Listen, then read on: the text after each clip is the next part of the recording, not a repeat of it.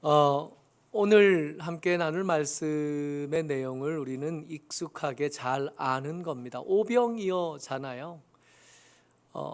너무 익숙한 말씀인데, 시선을 조금 돌려서 하나님의 풍성한 은혜 말고 하나님께서 먹이시는 그 넉넉함, 그 풍성함, 그것 말고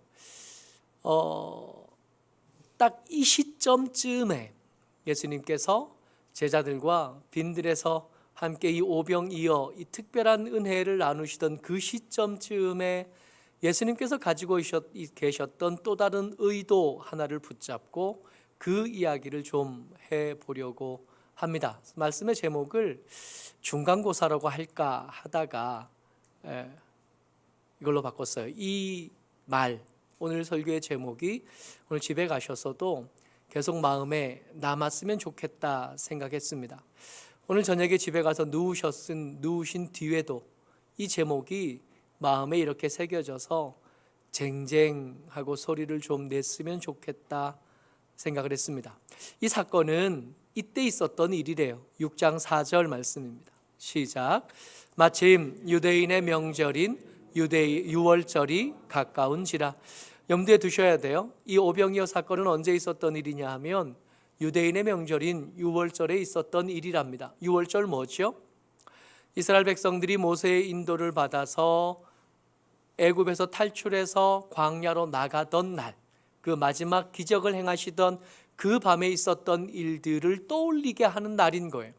죽음이 어린 양의 피가 묻어있는 그 집은 넘어갔던 날, 어린 양의 피가 묻어있지 않던 집에 들어가서 그 집에 첫 번째 난 것들을 다 죽였던 그날, 죽음이 담을 넘어간 날 유월절, 그 유월절 가까운 어느 때에 어디서 있었던 일이냐 하면 1절이요. 시작.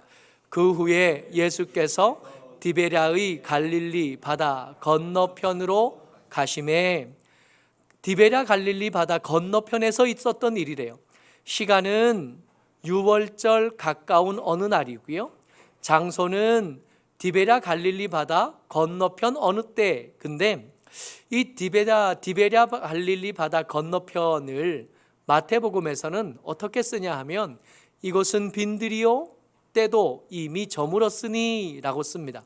그러니까 그 땅, 그 갈릴리 호수가 내려다 보이는 그 땅을 요한복음에서는 디베랴 바다 건너편, 갈릴리 바다 건너편이라고 썼고 마태복음에서는 거기는 빈들이다, 다른 말로 광야다 그랬던 거예요.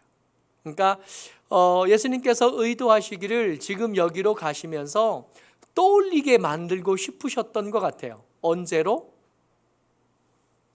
출애굽 때 광야에서 만나를 먹어 풍성했던 그때로 데려가시려고 의도적으로 준비하신 환경, 준비하신 형편인 겁니다. 우리도 여기 같이 가는 거예요.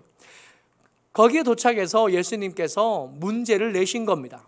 광야에 유월절 가까운 어느 날에 거기에 모인 사람의 숫자가 남자만 셌는데도 5천 명쯤 된 그 상황에서 예수님 물어보신 거죠. 우리가 어디서 떡을 사서 이 사람들을 먹이겠느냐, 이게 문제예요.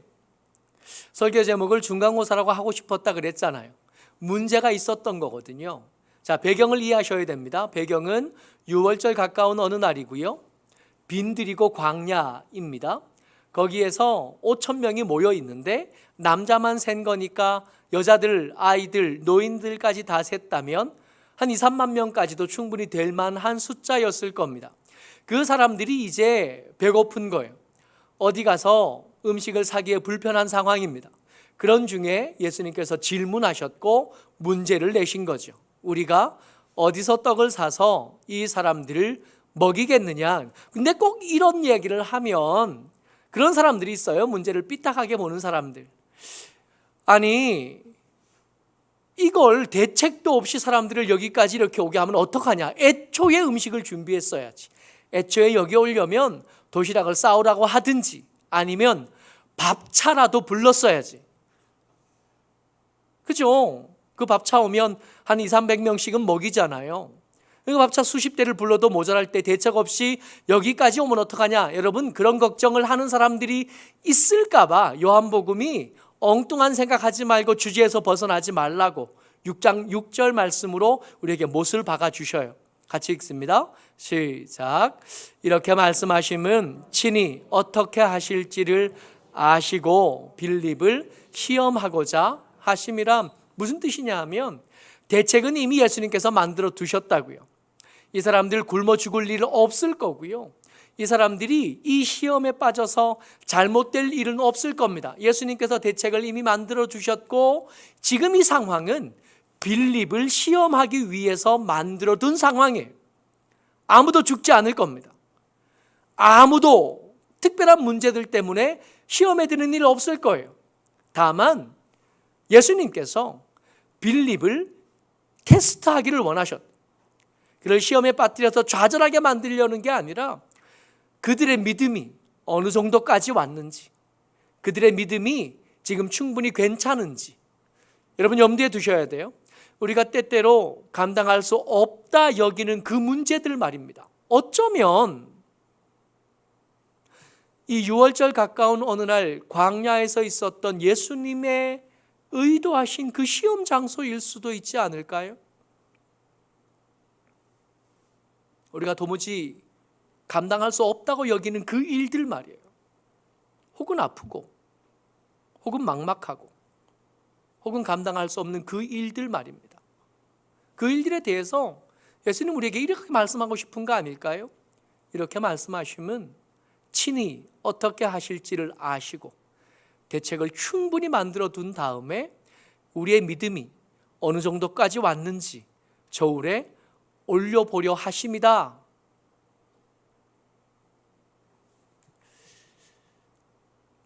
이 시험이 지금 이 제자들에게 꼭 필요한 이유는 지금 6월절이거든요. 그리고 내년 6월절이 되면 예수님 십자가에 못 박히실 거예요. 여러분 우리가 익히 아는 것처럼 예수님이 십자가에 못 박히던 그 즈음의 제자들에게는 다시는 돌이키고 싶지 않은 최악의 순간들이었어요. 그들의 믿음이 가장 어두운 곳에 처하던 때, 가장 춥고 가장 힘들고 가장 고통스러운 상황에 내몰리게 되던 때, 여러분 그 십자가를 미룰 수 있을까요? 그 십자가를 두고 하나님, 나는 그 십자가가 필요 없고 너무 힘들고 고통스러우니까 그 십자가를 만나지 않기를 원합니다. 그런다고 해서 이게 바뀔 수 있는 일이에요? 그 십자가는 절대로 없을 수도 없고 그 십자가는 연기될 수도 없고 어떤 사람이 다른 의도를 가지고 그 십자가를 당길 수도 없어요.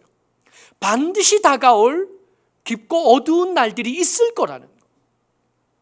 근데 그 어두운 날들을 앞두고 아무도 피하지 못하고 그 어두움을 만나게 될 텐데 그 어두움에서 살아남을 수 있겠는지, 그 어두움에서 믿음을 잘 지킬 수 있겠는지 예수님이 이 빌립에게 그리고 그를 둘러싼 제자들에게 스스로 확인하게 하게끔 이 장소를 만드셨다는 겁니다. 원하지는 않아요. 피할 수 있다면 피했으면 좋겠어요. 그러나 그럴 수 없는 일들도 있더라고요. 하나님 입장에서 이 십자가는 역사의 중심이거든요. 이제까지 모든 역사 속에 있었던 일들 가운데 하나님은 끊임없이 이 십자가를 염두에 두고 역사를 움직여 오셨고 그게 이제 1년 남은 거예요. 제자들과 함께 보낸 시간이 우리가 공생애를 보통 3년이라고 생각을 하잖아요. 2년은 지나갔어요. 이미 많은 시간들이 지나갔고 많은 기적들을 보여주셨고 많은 말씀들을 해주셨어요. 이 중간고사를 거치고 나면 기말고사, 십자가가 다가올 거예요. 피할 수 없을 거고 도망칠 수 없을 겁니다. 대책은 뭐냐 하면 믿음을 갖추는 것 밖에 없는데 지금 어디까지 왔나? 문제는 나왔으니까 이제 답안지를 내야 될 거 아니에요. 답안지를 작성을 해야 될 거 아닙니까?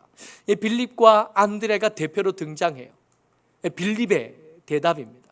6장 7절 말씀 같이 읽어요. 시작. 빌립이 대답하되 각 사람으로 조금씩 받게 할지라도 200데나리온의 떡이 부족하리이다. 아멘. 빌립이 먼저 누군지를 좀 기억하셔야 돼요. 요한복음에서 빌립은 누구냐 하면 예수님의 첫 번째 제자들이 5명이 있었잖아요. 세례 요한의 제자였던 요한과 안드레, 그리고 안드레의 소개를 따라 예수님을 만나 메시아로 고백했던 베드로, 그리고 갈릴리, 이 3명 데리고 갈릴리로 가시다가 만났던 빌립. 빌립 보고 나를 따르라 그랬더니 빌립이 아멘 그러고 나서 누굴 찾아가냐 하면 나다나엘 찾아가거든요. 나다나엘 찾아가서 내가 메시아를 만났다. 그 사람이 누군데? 갈릴리 사람이다. 나사렛 사람이다. 무슨 소리 하냐? 그랬던 그 사람이에요. 이 5명. 그러니까 지금 2년이 지났다 그랬는데 그 2년에 제일 처음부터 함께 했었던 5사람. 그 중에 한 사람 빌립. 이 빌립이 뭐라고 대답했냐 하면 우리가 음식을 어디서 사서 이 사람들에게 줄 수 있겠느냐? 예수님 문제를 내셨고 빌립 뭐라고 대답했냐 하면 200데나리온이 있어도 부족할 겁니다. 그걸 그 돈이 있다고 해도 사실은 살 데도 없어요. 광야잖아요. 빈들이잖아요. 살 데도 없지만 200데나리온도 없고 사람들은 너무 많고 그 옆에 있다가 안드레가 우리가 잘 아는 것처럼 이 오병이어 이 이야기의 제목이 된 그 아이의 도시락을 가지고 예수님 앞에 찾아온 거예요. 6장 9절 말씀이요. 시작. 여기 한 아이가 있어 보리떡 5개와 물고기 2마리를 가지고 있나이다. 그러나 그것이 이 많은 사람에게 얼마나 되겠사옵나이까? 있다는 거예요? 없다는 거예요? 없다는 거. 아까 빌립의 대답도 그렇지만 이 안드레의 대답도 있다는 게 아니라 어떻게 사올 수 있다는 게 아니라 안 될 것 같습니다. 이들을 지금 먹이는 것은 불가능할 것 같습니다 하는 대답이에요. 여러분 틀린 대답이라고 하기에는 좀 무리가 있어요. 현실을 제대로 본 겁니다. 사실을 제대로 적시한 거예요. 지금 그들의 상황이 어떤지, 그들의 처한 형편이 어떤지를 정확히 아는 겁니다. 가진 돈이 얼마가 있고 또 우리가 감당해야 될 일이 얼마나 큰 일이고 이 일에 비해서 우리가 가진 것이 이거밖에 없으니까 된다 안 된다 안 된다. 여러분 사실은 이것만 제대로 해도 괜찮은 사람이거든요.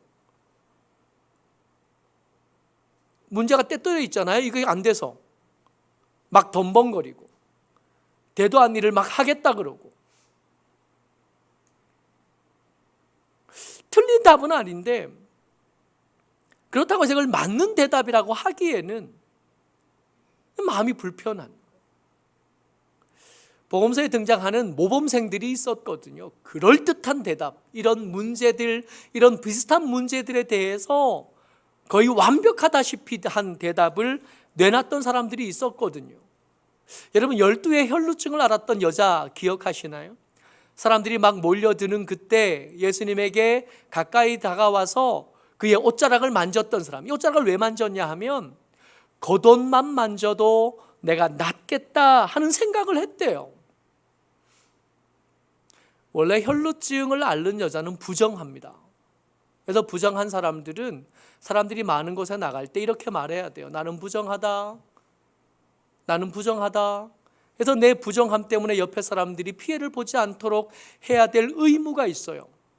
근데 이 여자는 그 의무도 중요하지만 나는 지금 이 기회를 놓치면 안 돼. 내 믿음이 마치 저울에 올려져 있는 이런 때 내가 이걸 딴 것 때문에 혹은 엉뚱한 생각 때문에 이 기회를 놓칠 수 없다고 생각한 거예요. 예수님의 겉옷에 내가 손만 대도 내가 나을 거라고 생각했어요. 그렇게 생각한 여자를 향해서 예수님 뭐라 그러냐면 내 믿음이 너를 구원하였다 그러셨거든요. 합격이었던 것. 가나안 여자 기억하셔요? 예수님께서 두로와 시돈 지방으로 갔는데 어떤 여자가 찾아왔습니다. 이 사람 가나안 여자예요. 믿음과 상관없다고 여겨지던 사람. 딸이 흉악하게 귀신 들린 이 여자가 예수님에게 찾아와서 말합니다. 내 딸을 고쳐주십시오. 그랬더니 예수님께서 얼마나 모질게 말씀하시는지 자녀들의 상에서 먹을 것을 던져 개들에게 주는 것은 합당하지 않아. 그렇게 말씀하신 거예요. 여러분 때때로 우리 아버지가 이렇게 야속할 때가 있어요. 그렇지 않아요? 아버지 해도 너무하신다, 그렇게 여겨질 때가 있거든요. 이 여자뿐만 아니라 우리도 때때로 그런 일들을 경험합니다. 근데 이 여자가 뭐라 그랬냐면, 맞습니다, 맞지요? 야속한 말씀이긴 하지만 그 말에 대해서 제가 아니라고 하지는 못하겠네요. 근데 개들도 그 자녀들의 상에서 떨어진 부스러기를 먹지 않습니까? 그랬다고요. 그랬더니 예수님 여자 보고 뭐라 그랬냐면 내 믿음이 크다 그러셨던. 합격. 가버나움에 있던 백부장 기억하셔요? 그 신하가 죽을 병에 걸려서 골골할 때 예수님 찾아왔던 그 사람. 예수님 찾아와서 제 신하가 병이 들었으니 와서 고쳐주십시오 그랬는데 예수님 오메 아멘 그러시고는 이 백부장의 말에 예수님이 아멘 하시고는 따라가시는 거 아니에요. 근데 가다가 생각해 보니까 이 가버나움의 백부장이 기가 막힌 거예요. 예수님이 내가 알 때는 하나님이시거든, 평범한 사람이 아니거든. 그 사람이 우리 집에 오는 걸 감당을 못하겠다고 생각한 거예요. 아니 예수님 잠깐만요, 굳이 오실 것까지 없지 않으셔요? 그냥 말씀만 하셔도 되지 않습니까? 내가 하인들, 부하들을 군인이니까 부려봐서 아는데 말하면 다 그냥 하지 않아요? 하나님이 이 온 세상의 주인이신데, 예수님이 주인이신데 말씀만 하면 되죠. 그랬더니 예수님께서 뭐라 그러시냐면 내가 이스라엘 사람들 중에도 이만한 믿음은 못 봤어, 내 말대로 될 거다 하셨던. 합격. 이게 성적이라는 게 상대적이잖아요. 이게 못하는 사람들 가운데 있다가 조금만 잘해도 잘해 보이고, 잘하는 사람들 속에 있으면 웬만큼 했는데도 이렇게 못하게 보이는 그런 거 있잖아요. 이 사람들이 생각나는 거예요. 게다가 지금 빌립과 안드레 얘기하고 있거든요. 예수님과 가장 오랫동안 가장 많은 이야기를 듣고 가장 많은 기적을 경험하고 가장 많은 기적을 스스로도 베풀어 봤던 뒤에 이 이야기가 있었던. 그러면 이 사람들보다 나을 수도 있지 않아요? 그동안 기도했다가 기도 응답을 경험해봤던 경험도 있고 말씀도 충분히 배웠고 그쯤 됐으면 더 좋은 성적을 받아도 될 법한데 기껏 내놓은 대답이 200데나리온이 있어도 부족합니다. 오병이어가 있지만 이것 가지고 뭘 할 수 있겠습니까? 그런 성적이 모자라요. 합격이 못 되는 것 같아요. 근데 이 사람들만 옆에 있었던 게 아니라 무리들이 있었잖아요. 무리들. 이 무리들이라고 한다면 여러분들 염두에 두셔야 될 게 지금 유월절 빈들에서 배 부르도록 원대로 먹고 싶은 만큼 먹었던 무리들, 마치 그들이 전설처럼 들어왔던 조상들이 광야에서 만나 먹었던 그 조상들의 경험을 이 빈들에서 다시 반복한 사람들, 그야말로 주의 은혜에 풍성하고 주의 기적을 손으로 만지고 눈으로 보고 입으로 씹고 삼켜본 사람들, 그래서 지금 배가 든든하게 부른 사람들. 이 사람들이 예수님을 향해 뭐라고 말하냐 하면 14절 말씀 같이요, 시작. 그 사람들이 예수께서 행하신 이 표적을 보고 말하되 이는 참으로 세상에 오실 그 선지자라 하더라. 여러분, 요한복음 얘기하면서 이거 자주 했거든요. 모세가 이 사람들에게 말해 준 거 있었잖아요. 나와 같은 선지자 한 사람을 하나님께서 세워주실 텐데 그 선지자가 나타나면 너희들은 그의 말을 들어라 한 말씀 우리가 벌써 요한복음 이야기하면서 몇 번이나 나왔던 그 얘기, 이 무리들이 알아들었어요. 이게 그저 그냥 있은 일이 아니라 지금 이 6월절 가까운 때에 광야에서 배부르게 먹는 이 일은 모세가 말했던 그 선지자가 이분인 것을 확인할 수 있는 일이다 알아들은 거예요. 적당한 것을 떠올렸고 아멘한 거죠.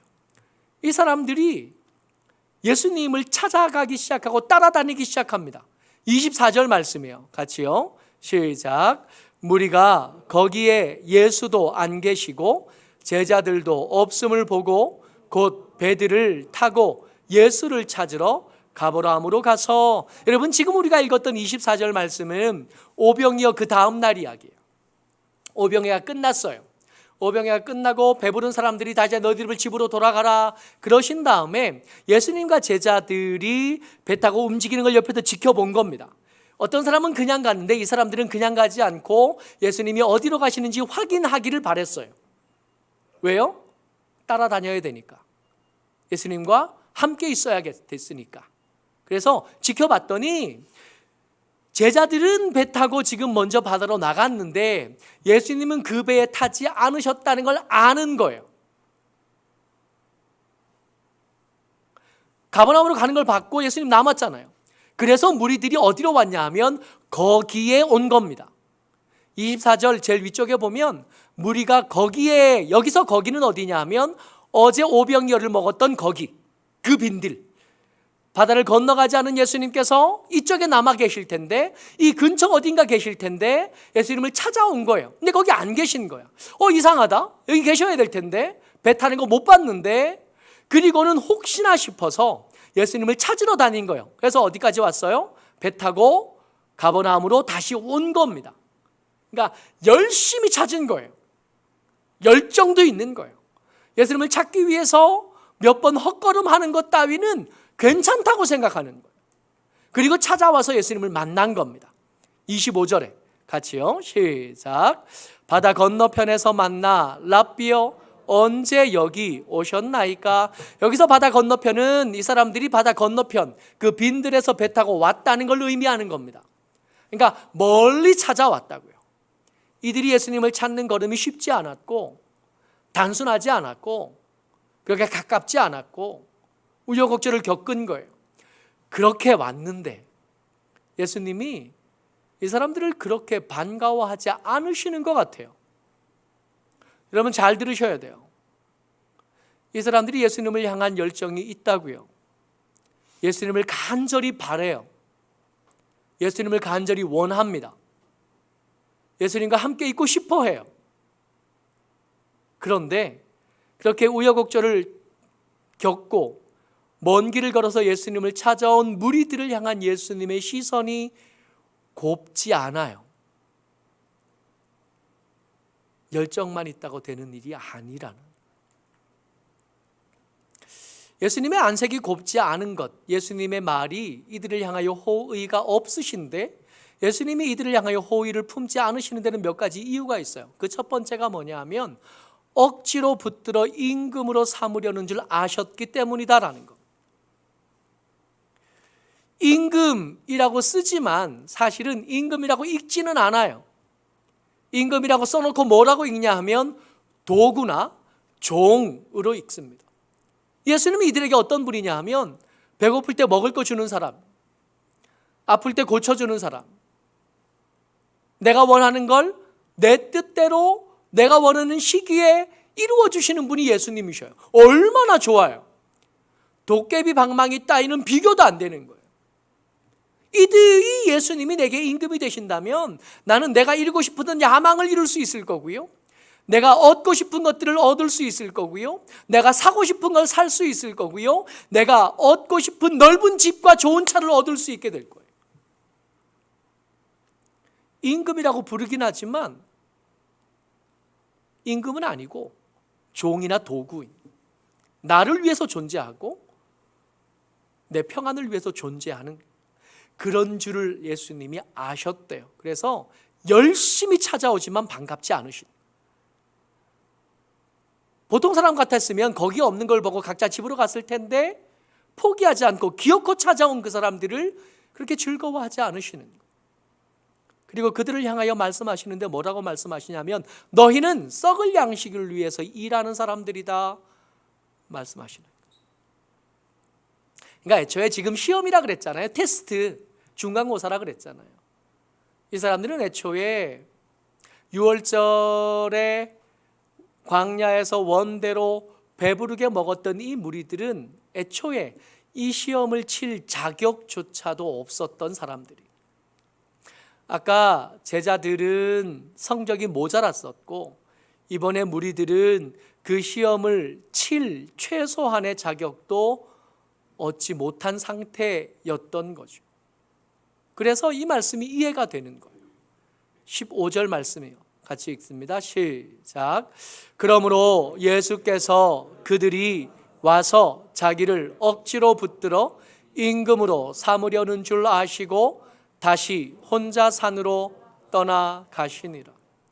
자기를 억지로 붙들어 임금으로 삼으려는 사람들과는 함께 있기 싫으셨던 거예요.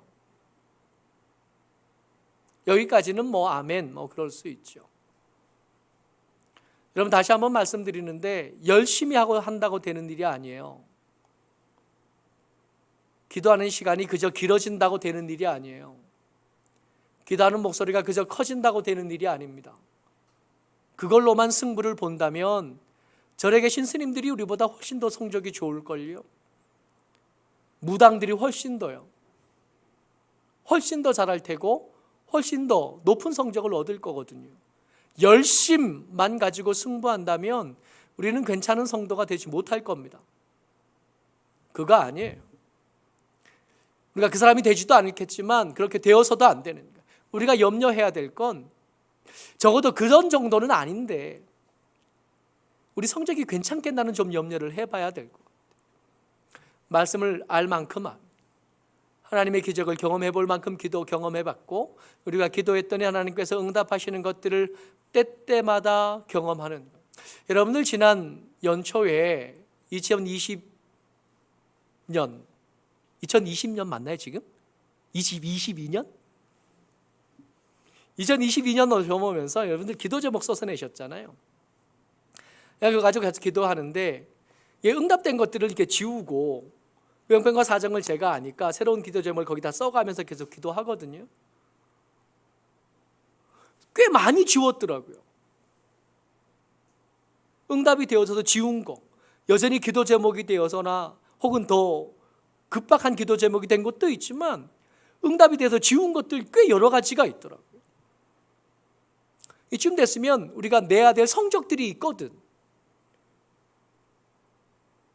우리가 내놔야 될 최소한의 성적은 있을 거거든요. 괜찮겠나 말이에요. 6장 15절 말씀 중에 계속해서 눈에 밟히는 게 다시입니다. 다시예요. 무슨 뜻이냐면 이렇게 혼자 이 제자들과 이 무리들을 떠나서 산으로 가셨던 게 이번이 처음이 아니라는 얘기잖아요. 때때로 그러셨다는 얘기입니다. 때때로 성적이 안 좋았다는 얘기예요. 때때로 시험 칠 자격을 얻지 못했었다는 걸 확인한 게 이번이 처음이 아니란 얘기예요. 1년밖에 안 남았는데, 시간이 많이 없는데.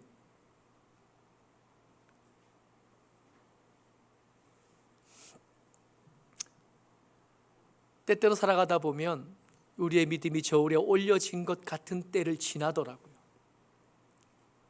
그때 우리가 하는 선택, 우리가 하는 말들은 우리 믿음의 성적표가 될 겁니다. 모쪼록 저와 여러분들이 우리의 믿음을 다시 한번 점검해 볼 기회가 됐으면 좋겠고, 그런 다음에 예수님 우리를 떠나가지 않으셔도 되도록, 앞에 그 모범생들이 있었잖아요. 내 믿음이 크다 하셨던 때도 있었고, 내가 이스라엘 중에 이만한 믿음을 본 적이 없다 하셨던 때도 있었으니까 그 사람들만큼은 아니어도 이 제자들처럼 낙제는 되지 않았으면 좋겠다 하는 기도 제목을 가집니다. 어쩌록 저와 여러분들 주의 은혜 가운데 이 여름에 열심히 다들 지금 식물들, 산의 나무들이 자라잖아요. 이 나무들이 자라는 이때 우리도 거기 이렇게 숟가락 얹어서 믿음이 자라는 하나님의 사람들 되시기를 주의 이름으로 축복합니다. 아멘.